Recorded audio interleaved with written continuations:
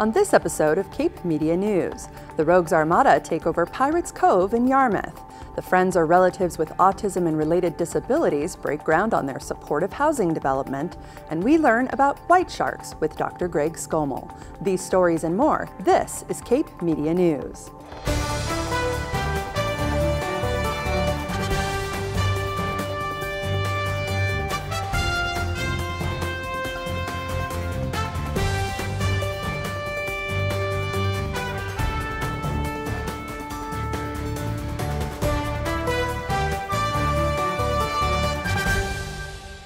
This is Cape Media News, your local authentic newscast for Cape Cod. I'm Gabrielle Rawson. Thank you for joining us.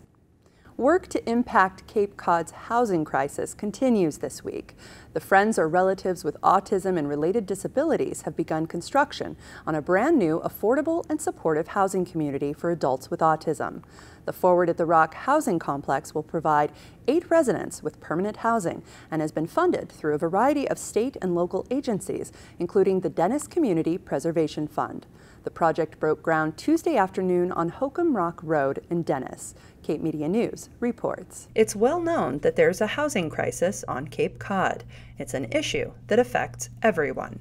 The friends or relatives with autism-related disabilities, also known as Forward, are addressing this issue with their newest affordable housing project, 2 side-by-side single-story houses built specifically to provide lifelong housing for people with autism. The town of Dennis very graciously and generously offered us nearly 5 acres of land to build this project, otherwise known as Forward, and we're here at our long-awaited groundbreaking on our duplex 2 houses that'll be at 131 Hokum Rock Road that will house 8 individuals with autism and other related developmental disabilities. The new Forward at the Rock housing development has been designed specifically for the special needs of its residents. These are residents who are going to need certain supports. Many adults with autism and other developmental disabilities live at home with their aging parents with not a great plan for what will happen when parents can no longer take care of their children. These 2 homes will each have 4 residents. Each of them will have their own bedroom. Everything about it is ADA compliant, from the stove to the bathrooms to the width of the doors. So we've really anticipated anything that could happen, and changes in the physical and medical needs of the residents, because we really want these to be forever homes. The idea is that someone comes in and this is their home for their life. So we want the building to be able to adapt to the changes in people's lives as well. Forward has raised nearly $1.7 million, but the project is still facing a budget shortfall. We've trimmed back some of the features, and we're hoping to add some of those things back. If we're able to continue fundraising, our original designs have a porch included. We're hoping that this groundbreaking, will get it on more people's radar and allow us to continue, building up the funds that are needed to add in or add back in, some of the features to make this really the best project it can be for not only the residents, but the broader Cape community. There are a few more amenities that we would like to have, really to turn a house into a home, I would say. The things everyone else would want in a home. A nice porch to sit on and looks out over beautiful trees, nice scenery, a little electric fireplace to feel cozy on a winter day. And those are also therapeutic for these residents. They really are helpful and give people a sense of well-being, which is important. Although Forward at the Rock addresses the need for more affordable and supportive housing for people with autism, the organization says these homes are just the beginning. Now that we've been through this experience to this point, I think there's probably a future for more building. There certainly is a need for more affordable and supportive housing for this population. Our mission is to continue this and to look at other development opportunities. The success of the project has been a community effort. This was a great example of a number of communities, coming together. We, were very fortunate to get great support from the community preservation committees in multiple towns, including Chatham and Barnstable. Obviously Dennis were the ones that I was most directly involved with, and there were others that really came together. I can't say enough how this is such a community project. There are so many groups in the town of Dennis, just the generosity of the town of Dennis, the involvement of our select board, other officials, everyone in town has been just amazing. To learn more about Forward at the Rock, visit go-forward.org. In Dennis, for Cape Media News, I'm Gabrielle Rawson. Once construction of the Forward at the Rock housing community is complete, Capabilities will work in partnership with the Massachusetts Department of Developmental Services to provide around-the-clock care to residents. Hyannis welcomed a new gathering place for artists last week. The Cordelia Gallery and Artist Space opened Friday, August 9th, with a mission to create a safe, inclusive, and financially accessible space for artists to gather, make, and share their ideas. Their first exhibition, Repelling versus Welcoming Spaces, features installations, photography, and more. Emily Tulloch reports. Cape Cod's creative economy is growing. The Cordelia, an inclusive art gallery and artist space, is dedicated to building community support for art on Cape Cod and providing a place for emerging artists to grow their craft. Our goal with my other co-founders, Megan Carmichael, Tamora Israel, and Jam Trot, is to create a space for conversations, a space for artists to experiment and show their work and have conversations about making meaningful art here on Cape Cod. We found that there's a lot of space for artists working in a traditional landscape genre and for artists who are creating art that's critical and conceptual. It's a little bit harder to find spaces to experiment with it, and we wanted to make sure that we're creating a space that's open to conversation, financially accessible. So in September, we're opening a show about climate change, and I know a lot of artists who are thinking about the environment, and so we're hoping to create a space that's really immersive, and then I'm hoping to bring in discussions from maybe the Cape Cod Literary Initiative and other organizations that are working as activists to provide them this space to discuss what they're doing and use the arts as a way to invite people in and amplify the work that other people are doing. This past weekend, the Cordelia celebrated its opening with an exhibition which featured 2 rooms that created contrasting environments. The theme was repelling versus welcoming spaces. Now this is my exhibit. This is power and placement. My ideas really were, how do you get people, right? We all have ideas about power. I love art. I'm trying to make art. Power and placement, right? People to me are awesome. I love people. We all got 2 sides. So with the one side, I wanted to do welcoming and repelling. I wanted to give a sense of duality. I feel like we all have those things. So in the repelling side, I was really trying to give a sense of city, gritty, the changing development, how the buildings are rising now in Boston, so the developers, it's a cramped space. I was trying to get tight, weird, space crazy, right? But the other side, I really wanted to give people their power, because I feel like, especially black males, don't get enough positive attributes in media. But I'm also hoping, like, from this, that people can have an honest conversation, like, yeah, I don't know if my art is cool, or do you like it, or everybody should try, but everybody should be able to have a spot. I feel like there aren't enough places where people can just do things. So I'm so grateful for this, but this is hopefully like we can start the real conversation, like, yeah, why aren't there more like bananas arts galleries, or crazier, like more, I don't know, art without boundaries, in a word, right? And it was so wonderful to be able to be in a spot without those expectations or media attributes or anything. She let me just be me, right? I hope from this people get inspired, but I just want every artist to just keep doing art. Like, the world needs art. An open discussion with community members and artists was held after the gallery opening and explored matters of representation and inclusion in community spaces within the art world. So tonight we just held a panel on power and placement, where one of our artists who we're showing right now, Colgan Johnson, he's a photographer and a painter who's thinking about inclusion and representation and building up his own community. He lives in Dorchester.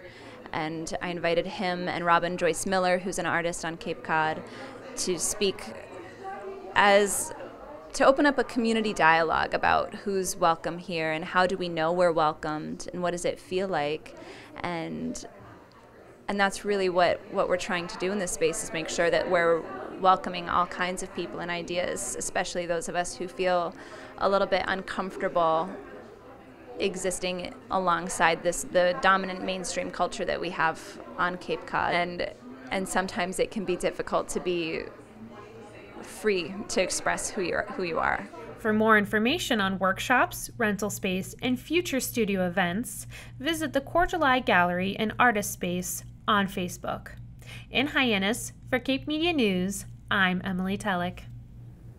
The Cordial Eye Gallery and Artist Space is located at 50 Pearl Street in downtown Hyannis. You can learn more about their innovative space at thecordialeye.org.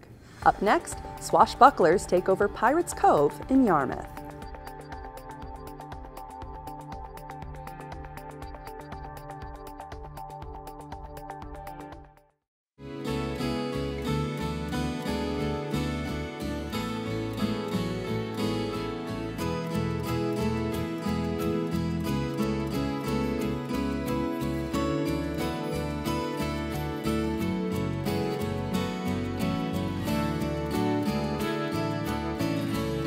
Nobody wants to litter.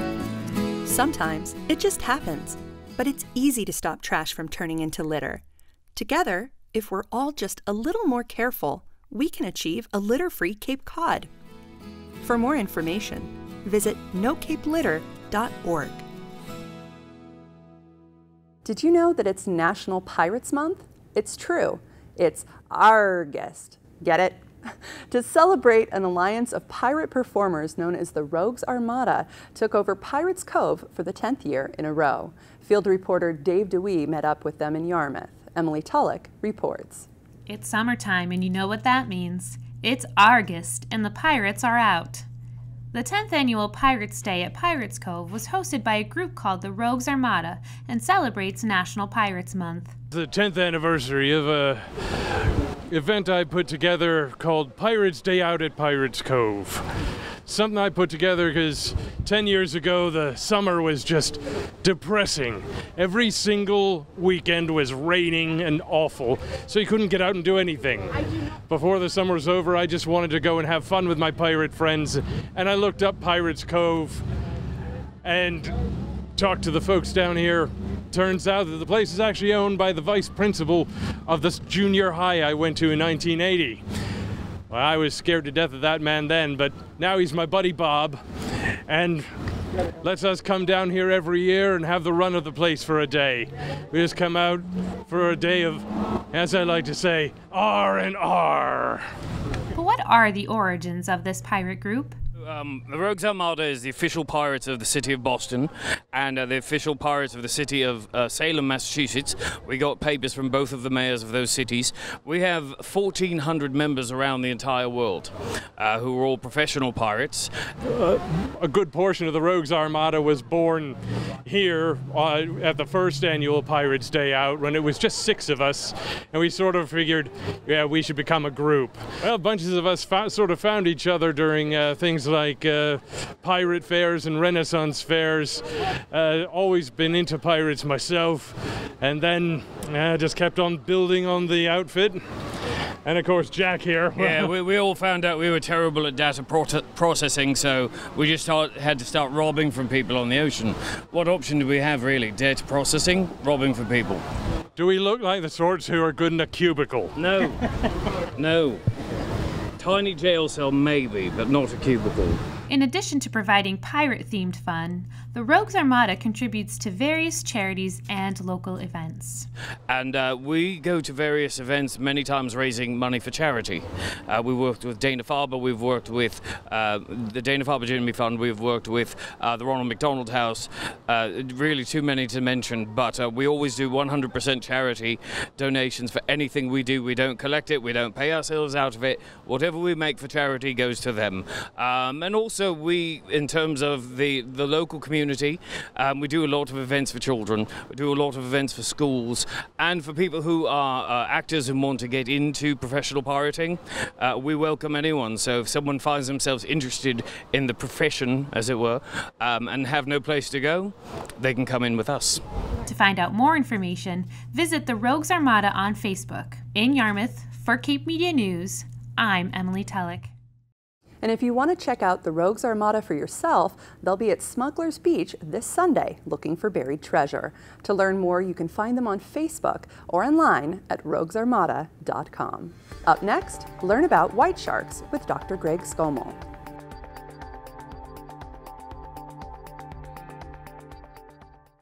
In the Yarmouth port along Route 6A, known as one of the most beautiful roads in America, there's a little-known secret, a special building.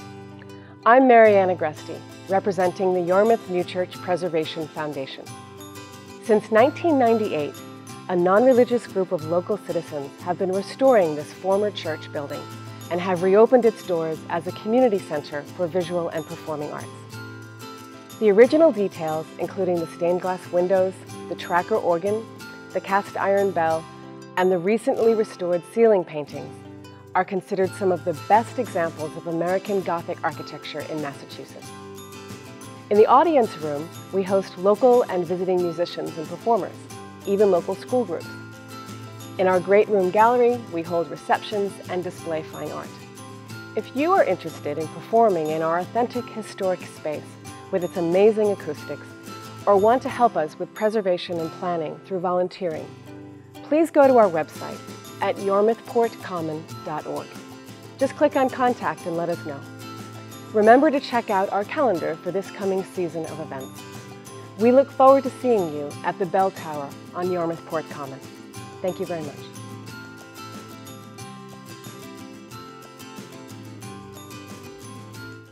Welcome back to Cape Media News. I'm Gabrielle Rawson.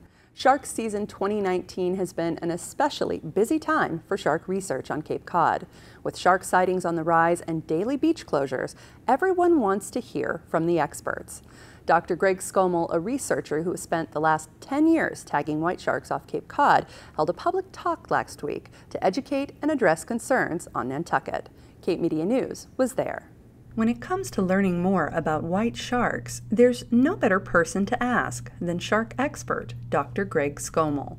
For the last 10 years, he's been on the front lines, tagging and monitoring these mysterious apex predators. And now he's sharing his research with the public. Well, today I'm in Nantucket. I'm giving a talk about the research we've been doing the last several years on the white sharks off of Massachusetts, as well as the research we're initiating this summer, and get an update of how the summer's been going. The Nantucket Historical Association collaborated with Dr. Skomal and the Atlantic White Shark Conservancy to bring Skomal's public talk, Living with White Sharks, to the Whaling Museum. It was a timely invitation. Just this past week, there was a sighting on the south shore of Nantucket. I don't know if it's confirmed or not. However, it's very timely that he is here. And it's in the news all the time. And you don't want to live in fear, you want to live in knowledge. So it's good for us to understand from his perspective who these creatures really are and how we can cohabitate with them. In 2018, Skomal and his team completed the field component of a population study, but those findings are not yet ready for the public. We're still poring over data, we're running models, we're identifying individual sharks, which is incredibly time-consuming. And so the public is clamoring, the media is clamoring for our population estimates, but they are not done yet. And I'm asking everyone to be patient. The next study will investigate the feeding behaviors of great whites, with a special emphasis on public safety. What we've been doing the last 10 years is taking a broader look at the movement ecology of the white shark, trying to get a snapshot, multiple snapshots of when they're around Cape Cod, where they spend their time. And I think we've done a pretty good job of pinning down seasonality and pinning down on a relative scale where the sharks are.